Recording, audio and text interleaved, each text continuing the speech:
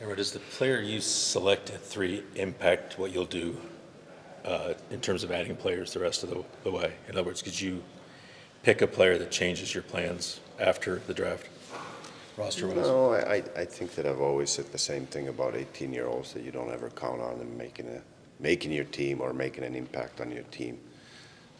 Very rare occasions you can count on it, but normally we don't. And if they surprise us pleasantly and make our team and make an impact at the age of 18, then so be it, and that's great, but that's not something we're counting on. So we're making our plans with the NHL players, that with the needs that we have, and hope to add a future player, a big piece through the draft, and develop them properly. Jarmo, how big of an X factor is Mishkov in this draft? I mean, he's getting a lot of conversation right now just because a lot of people haven't been able to see him in person, not sure where he's going to land. You know, he could affect the draft as far as maybe what people are expecting in a number of ways. Yeah, he's a talented player. I've said that many times. He's been seen as an underage, and he's been watched on video a lot, and obviously been hard to get to see him live, but he's a great talent and he's got a bright future ahead of him. Was it good to get a chance to chat with him? We did not. You did not? No. Will you before tomorrow? No. You said at the Combine that there was nothing really close in terms of trying to trade up for the third pick. Has that changed, and how busy has the phone been for teams, seeing what the price is? We had a few phone calls from teams that wanted to either move up or try to trade a real good NHL player for the third pick, but nothing's been even close to what would make us trade that pick, and I doubt there will be, so I'm 99.9% sure that we'll make the pick. Same can be said about trading up to 2. Has the price of that been investigated, if that's something that you would consider? Yeah, but I think that it's a pretty close call there right after the first pick. I think we all know who the first pick's going to be, or have a very, very good guess with a high percentage. So at 3, we're confident that we're going to get a great player as well. But if there's a reasonable price to move up from 3 to 2 to make certain who we're getting, then I guess we would entertain that. But I think you'd have to ask Anaheim. I think they're pretty comfortable at 2 as well. So is it a weird spot where you're going to get a good player no matter how it falls, but you have no control over how it falls, right? Yeah, we've been in that situation before. I said it a few times that in 2016 we won the lottery and went from 4 to 3, and we knew that we were going to probably get the same player at 4, so that's why we didn't have too many yeehaws in the after winning the lottery. And it can go in many different ways. We've seen in the past that people think that somebody's a lock at 2 or 3, and then it changes because there's 32 teams now that all have their scouting staffs, and they don't publish their lists. They keep it close to their vests, and they'll never talk about it, who they're going to take, and they all have professionals on their staff that watch the games and watch the players over and over and over again and do their due diligence, and that's the list they're going to follow. They're not going to follow any public lists that you see out on the internet or Twitter or wherever. Do you have any sense who Anaheim is going to take? I wish I did. In terms of outside the first round, how do the players in this draft that are projected to go outside of the first round compare to last year? I think the guy that would be better one to answer that one is standing over there. But I always say the same thing, that if somebody says that this is not a great draft, there's an average draft or weak draft, I say that let's make it a good one. So we're hoping to get a real good player at 34 as well, and beyond that. Have teams called about that pick? A lot of folks consider them maybe a second first-round pick, even though it's early in the second round, where maybe there's some teams out there that don't have a pick early that see an opportunity to jump up.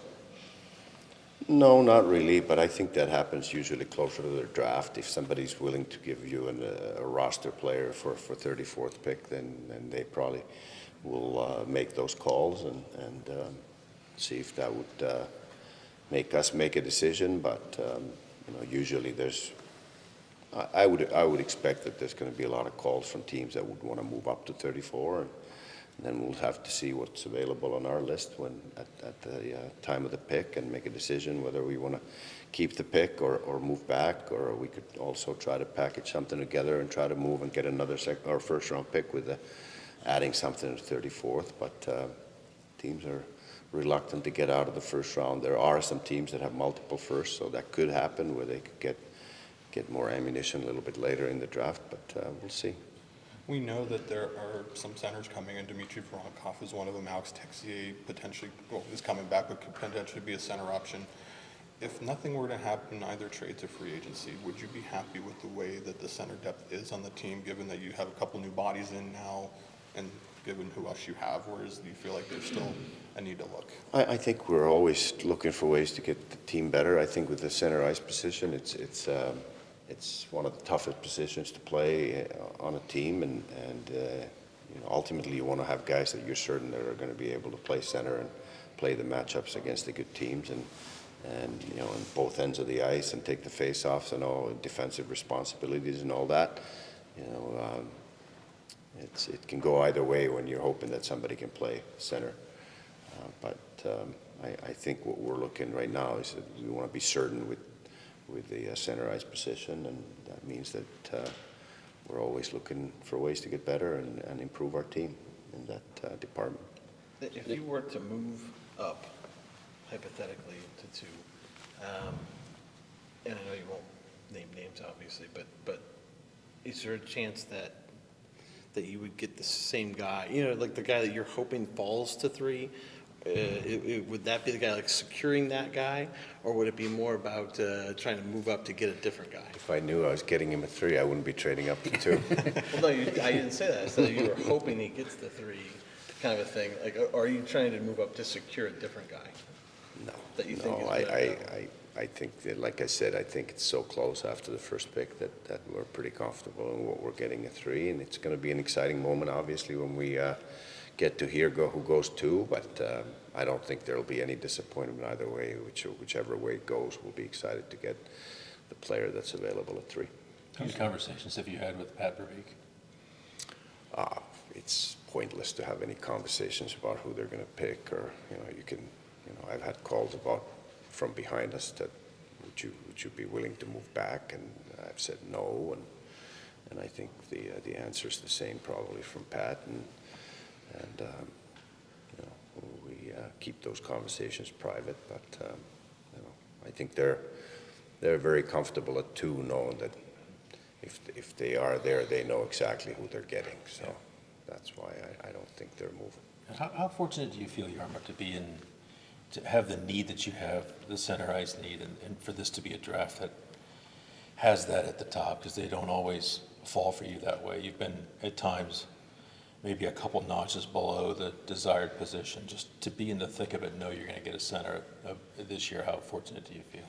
Yeah, it's definitely a reward after the terrible season that we had. So, there's something good about finishing where we finished. It's we don't want to be in this situation anymore. So I think that it's going to be an important piece for us moving forward and building forward, and whether we have to wait for him a year or not doesn't matter. I think at the end of the day, you always have to have that focus that whoever we think is going to have the best career is the one that we're going to take. Jarmo, do you go into the draft always looking for a goaltender, or at least get one? And how do you feel that the goaltending depth in the organization is? Do you feel like that, there's several good goalies potentially available in this draft? Is that something that you feel like that you just need to restock? Or? Well, you always go to the draft looking at what the list looks like, and we slot goalies a little bit differently than any other position, and we go by the rounds, and the top goalies get slotted into the first, and next year into the second or third, and so forth. So I think it's the most important position, we call it. So you want to make sure that your depth chart's in good order, and you got some goalies developing in different stages of their career, and I don't think you'll ever have too much depth in that position if you have some good talent there developing, and it's a position that takes a long time to get ready to play in the NHL as well, as we've seen. So yeah, I think there's going to be some good goalies available, and at the right time, there's a good chance that we'll pick one. I just want to clarify, so you have a separate list, skaters and goalies? Yeah. And you just have Yeah. tiered, goalies in tiers, Yeah. so if you have the right value Yeah. on the board, Yeah. you might pick one? Can you just, in general, describe the free agent crop this year and what you think the free agent market will be? I know things will change a little bit in the next couple of days, but. Yeah, it could change like we've seen today where players get acquired from teams that can't sign them and they don't hit the UFA market just like we did with Damon Severson. So there's still quite a bit of time to do that but you know, we'll be active too to see if there's the right piece to make our team stronger next year and into the future. We're not going to be looking at just a patchwork thing. It has to fit in the right way with the young group that we have and you know, mentorship type of thing and leadership with an experienced player would be good that can fit in with our young group to lead them the right way. And so we'll see how it looks like on July 1. There's three distinct flavors at the top, that two of which will be there when you pick. Can you say what the meetings have been like in your room? No specifics, obviously, but just how much of a battle it's been to get to a consensus there, differing opinions from three very talented players? Well, I think you always look at the upside. You know, they're 18 years old. You look at the what's the ceiling on a player? What's the potential? What's max that he can reach with his potential? And then you look at the floor where, okay, how much risk and how much reward, and what's the difference in between the two? And you know, those are the kind of comparisons we make. And at the end of the day, like I said, we're going to try to take the player that we think is going to have the best career, best impact on a franchise. And I've said this many times too, that it's not an exact science. So that's why we have the scouts watching them over and over and over and over again, numerous times. Each of them, you know, the top guys that cross over to each area, they watch them so many times. I've seen all the top guys play several times this year myself, so that I can ask the right questions. But those guys watch them all year long and do all their background work and interviewing and psychological analysis that we take into the equation and the testing at the combine, all those things. And then we come together, we argue, we debate, we analyze, we go back and forth, and at the end of the day, we have to make a decision what the order is, and then we live by it. Have these been passionate, heated arguments, or how would you? No, we always have good conversations about it, and you know, everybody understands that this is not about an individual scout or their opinion. No, it's nothing personal. Yeah. At the end of the day, it's what we all think is best for the organization. Has it helped to have, you know, a couple of Josef with Sweden, I think Rick was pretty close with Canada, obviously two top prospects with those two national teams. To have people that close, does that give you a little, even extra, I guess, in trying to determine things about those players? Yeah, the more you can get inside information, the better you are off. You know, I mean, that's the best way to know the players is just being, you know, interacting with them closely, and you know, that's the best kind of scouting, when you find out about the character and the day-to-day interaction with the teammates and all that stuff. But you know, we also watch them over and over and over again. We watched every game that Fantilli and Carlson played at the World Championships, and we had watched them probably, I don't know, combined how many times and how many reports we have on them, but it's well into the over 100 times as a scouting staff, and so that's what we get paid to do, and at the end of the day, we're going to make that decision based on those viewings and analysis and debates and arguments, and when we come out of the room, we all agree. Here's the toughest question. Who will be announcing the pick? I will be announcing the pick. How much- Sorry, Emil. How much stock do you Hold put rank. into? How much stock do you put into the World Championship specifically this year?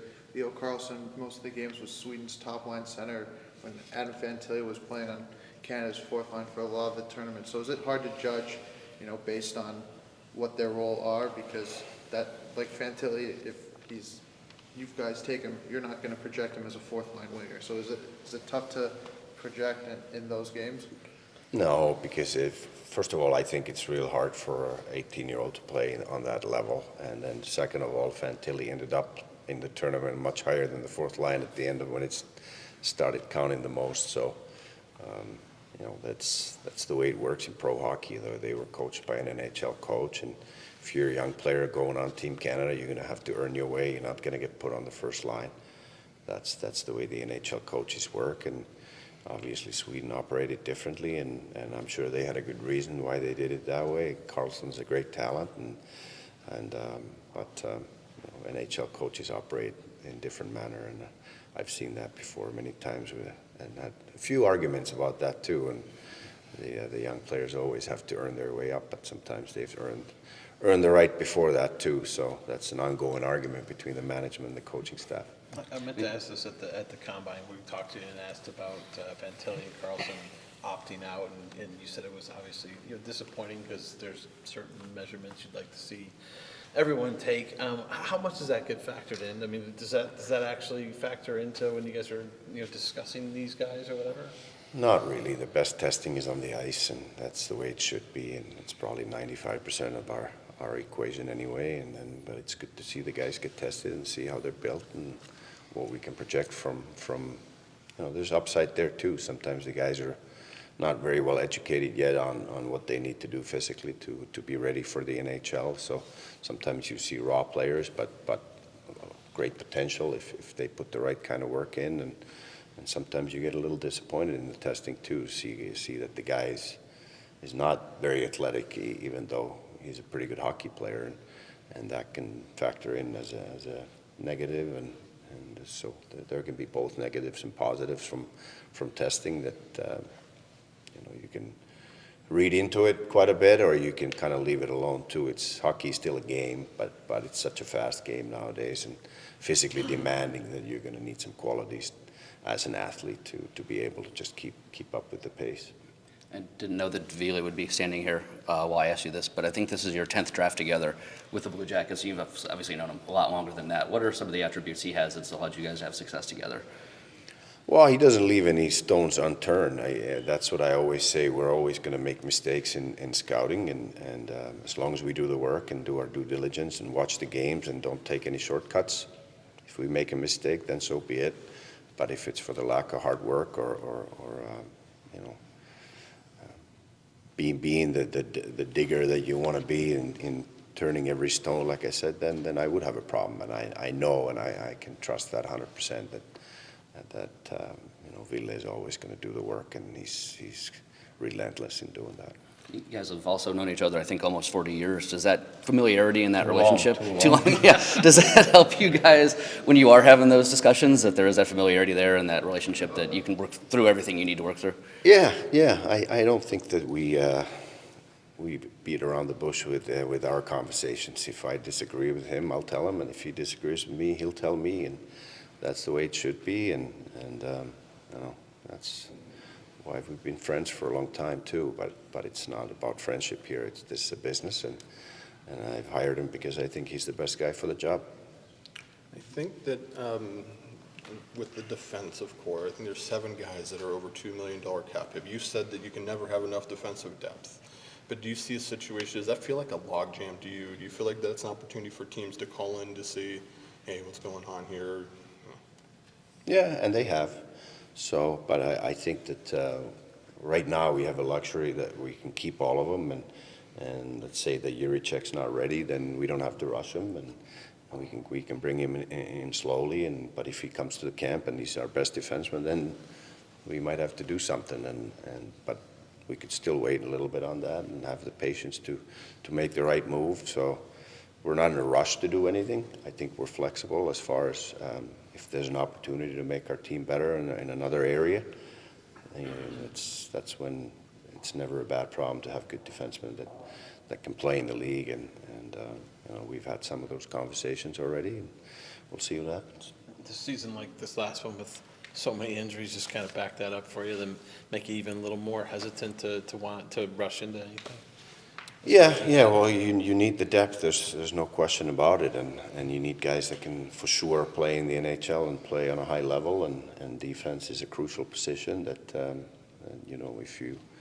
if you get injuries and you have to play with a player that's not quite ready for the NHL, it's not gonna end up well, and that's why it's such an important position.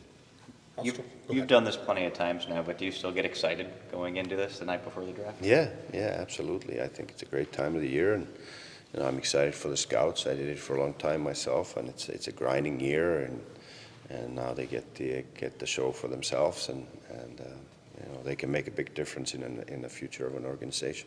How's Nashville treated you? I like Nashville, but when we're here for business, that's pretty much the hotel room and go to the restaurant and eat and go back and go to bed and get up the next morning and get on the phone again. So I don't get to see the sights, unfortunately. How much of a desire do you have for trying to extend Kent Johnson when he can be started on 7-1? That's something that your franchise prioritizes. Well, we're going to have those talks, and we're going to see where we are cap-wise and moving into the future and what makes the best sense for us. But I've always believed that players got to earn their long-term contracts and their long-term money, and he's had a great first season, and now we want him to do it again, and whether we lock him up earlier or a little bit later, we'll weigh in on what we need to do as far as our future goes with the salary cap and all that, and I'm sure their side's going to do the same thing, but we know that Kent Johnson's going to be a big part of our future, and we're going to make sure that he feels that way too, that he's appreciated. How curious, how excited are you? How much have you thought about where Anaheim might be going? Excuse me? How much have you thought about where Anaheim might be going, trying to figure out the Oh, thought yeah, process there? every day, pretty much all the time. Yeah. So, but Yeah. they do what they think is best for them, and then we do our job afterwards. Yeah. There's been a lot of talk about the depth of talent in this draft. Where would you categorize this? I mean, you've done this a number of years, at the top especially. Well, top is good, but time will tell, how the rest will be. But we'll see in 10 years. It's hard to say now. But it's a good draft, like any other draft. Right. Yeah. Do you remember a draft where there's so many centers at the top? Pure. Not top of my head. Well, yeah, it was McDavid, Eichel. Yeah, but Yeah. How fortunate do you feel that, even though you didn't get the first pick, everyone wanted that one, that there are 3 top centers that everyone, kind of universally believes are impact players that will be there for you? Yeah, it feels good that there are, that we will have a good player available for us at 3. So it feels good. A lot of teams try to contact you about the 34th pick. It could be listed. No, it's not. Not my area. Can you still get? let yeah. me put it this way: can you still get a good player? Again, that could be. Yeah, we will get a good player at 34. Yeah, for sure. Wait, how passionate, how intense have the conversations been about the player who might be there for you guys at 3? Have they been great discussions? Yeah, arguments? we always have good discussions, and then everybody says what they think, and then we come to the conclusion who's the order. Yeah. Were there a lot of different opinions, or were there strong different opinions, or how was it any different than a normal year? No, it's same. Yeah. It hasn't changed. How do you guys come to the final conclusion? How? Yeah. Well. Pickleball? No. Everybody says their opinion, and then we make a decision. Is there like a staff-wide vote or anything? Or No. Everybody says what they think, and then, then somebody. Yeah. Then somebody needs to make the Make the call? Make the call. Yeah.